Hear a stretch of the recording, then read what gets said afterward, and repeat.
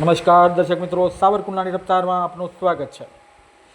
ભાવનગર જિલ્લાના મહુવા શહેરની અંદર આજે મહુવા નગરપાલિકાની ગંભીર બેદરકારીનો એક કિસ્સો સામે આવ્યો છે, જેમાં મહુવાના ભાદરોડ ઝાપા તલગાજરાની નાળમાં આવેલ કબ્રસ્તાન પાસે ઘણા સમયથી ગટરના પાણી રોડ પર રેલમછેલ થઈ રહ્યા છે અને કબ્રસ્તાન પાસે નગરપાલિકાની બેદરકારી હંમેશા યથાવત રહે છે તેવો આક્ષેપ લોકો કરી રહ્યા છે।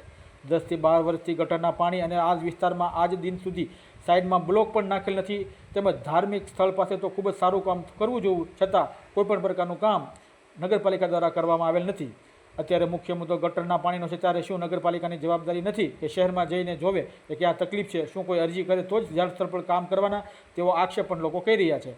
વિડીયોમાં જોઈ શકો કે મૈયતના લાવવામાં કબ્રસ્તાનના ડેલા ગાડી લઈ જવી ઘણી ગંભીર બાબત છે। હાલમાં કોઈ મૈયત કે અન્ય કોઈ મૃત્યુ થાય કોઈ પણ કાંધો પણ દઈ શકતા નથી અને કેટલા દિવસથી કબ્રસ્તાન પાસે ગટરની સમસ્યા છે, ત્યારે જોવું રહ્યું કે હવે આ મહુવા નગરપાલિકા આ પ્રશ્ન અંગે હવે કેટલી ઝડપથી કાર્યવાહી કરે છે।